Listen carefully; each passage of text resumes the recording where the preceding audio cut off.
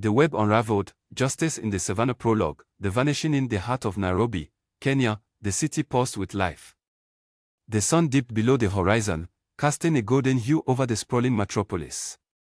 The streets were alive with the sounds of honking cars, the chatter of street vendors, and the distant roar of lions from the Nairobi National Park.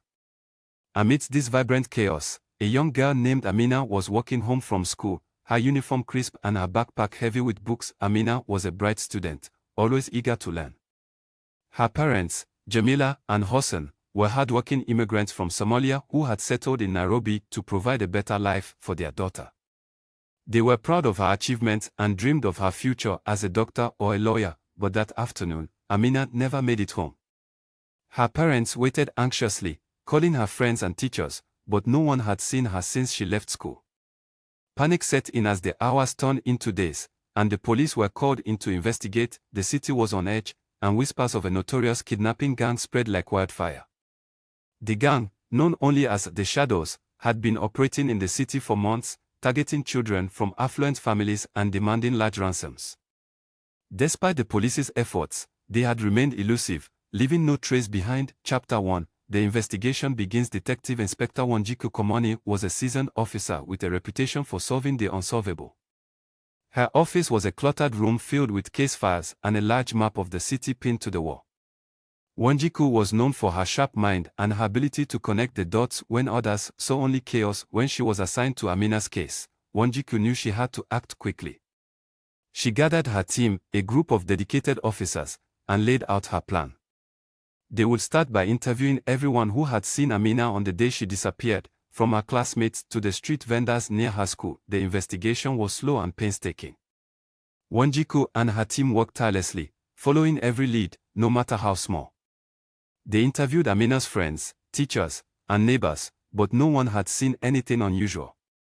The trail seemed to go cold until a street vendor remembered seeing a white van parked near the school on the day Amina disappeared. Chapter 2. The first clue. The vendor recalled the van because it had tinted windows and a strange logo on the side. Wanjiku's heart raced. This was the first real lead they had.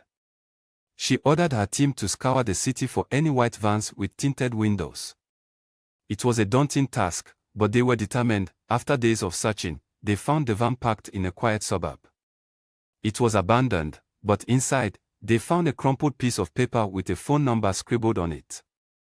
Wanjiku's instincts told her this was a crucial piece of evidence. Back at the station, the team traced the phone number to a disposable cell phone. However, they were able to pinpoint the location where the phone had been used, an old warehouse on the outskirts of the city. Wanjiku knew they had to move carefully. She decided to set up a stakeout near the warehouse. Chapter 3. The stakeout was tense and exhausting. Wanjiku and her team worked in shifts, watching the warehouse day and night. They had to be patient, waiting for any sign of activity. It was during one of these long, tense nights that they saw him. A man approached the warehouse, looking around nervously before unlocking the door and slipping inside. Wanjiku's team moved in quickly, surrounding the warehouse and preparing to make an arrest. The man, a small-time criminal named Kofi, was taken by surprise. He tried to run but was quickly overpowered by the officers. At the station, Kofi was interrogated. At first, he denied any involvement in the kidnappings, but Wanjiku was relentless. She used every trick in the book, and finally, Kofi broke. He confessed to being part of a larger gang, led by a man named Mwangi, who had orchestrated the kidnappings. Chapter 4. The raid. With Kofi's confession, Wanjiku had the information she needed to launch a raid on the gang's hideout. The location was a dilapidated warehouse on the outskirts of the city, surrounded by a high fence and guarded by armed men. Wanjiku coordinated the raid with precision. Her team moved in under the cover of darkness, using stealth and surprise to overpower the guards. The warehouse was a labyrinth of rooms and corridors, but Wanjiku's team was methodical, clearing each area one by one. In the heart of the warehouse, they found the children, including Amina, locked in a small room. They were scared but unharmed. The relief was palpable as the children were reunited with their families. The gang members were rounded up and arrested, including Mwangi, the mastermind behind the kidnappings. The city breathed a collective sigh of relief, and Wanjiku was hailed as a hero. Chapter 5. the court proceedings. The trial of the kidnappers was set to take place in the High Court of Nairobi. The courtroom was packed with journalists, family members of the victims, and curious onlookers. The atmosphere was tense as the defendants were led into the dock, their faces expressionless. The prosecution, led by a formidable lawyer named Adhiambo, presented a strong case. They called witnesses, including Kofi, who testified against Mwangi and the other gang members. Kofi's testimony was crucial, as he detailed the inner workings of the gang and the roles each member played. The evidence was overwhelming. The prosecution presented phone records, witness statements, and physical evidence found at the warehouse.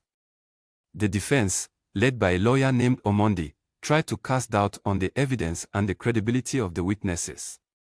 They argued that Kofi was unreliable and that the police had coerced his confession. Wanjiku took the stand, recounting the investigation and the raid on the warehouse.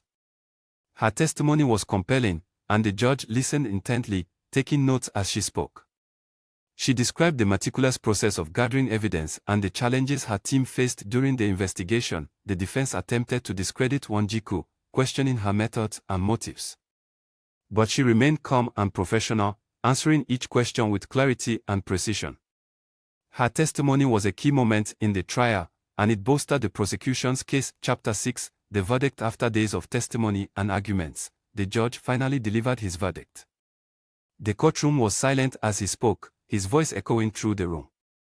Mwangi and his gang were found guilty on all charges. The sentence was severe: life imprisonment for Mwangi and lengthy prison terms for the other gang members. The verdict was met with cheers and tears of joy from the families of the victims.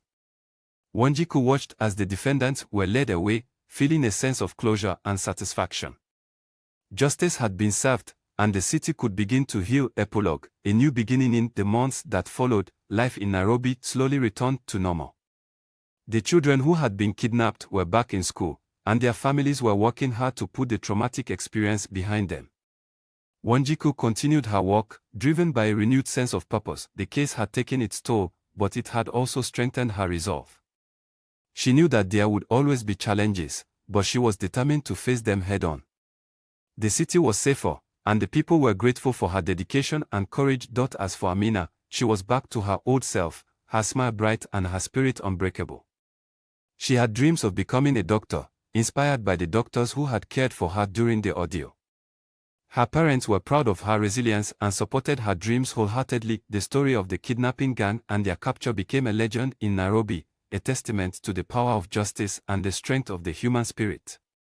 It was a reminder that even in the darkest times, hope and courage could light the way to a brighter future. Character backgrounds: Detective Inspector Wanjiku Komoni. Wanjiku was born and raised in Nairobi. She had always been fascinated by the law and the pursuit of justice. After graduating from the University of Nairobi with a degree in criminology, she joined the police force. Over the years, she worked her way up the ranks, earning a reputation for her intelligence and tenacity. Wanjiku's personal life was complicated. She was divorced, with 2 children who lived with her ex-husband. Her job often left her little time for a social life, but she was dedicated to her work and found fulfillment in solving cases and helping victims. Amina was a bright and curious child, with a love for science and mathematics. She dreamed of becoming a doctor and was determined to make her parents proud. The kidnapping had been a traumatic experience, but she was resilient and determined to move forward. Mwangi was the leader of the kidnapping gang. He was a ruthless and calculating man, with a background in organized crime. He had eluded the police for years, but his luck finally ran out with the arrest of Kofi. Kofi was a small-time criminal who had been recruited by Mwangi. He was not a key member of the gang but had information that proved vital to the investigation, themes and messages. The story explores themes of justice, resilience, and community. It highlights the importance of collaboration between law enforcement, the community, and the legal system in achieving justice. The characters' journeys illustrate the power of hope and courage in the face of adversity. Setting and atmosphere: the story is set in Nairobi, a city known for its vibrant culture and diverse population. The bustling streets, the lush parks, and the sprawling suburbs provide a rich backdrop for the narrative. The atmosphere is tense and suspenseful, with moments of relief and joy interspersed throughout.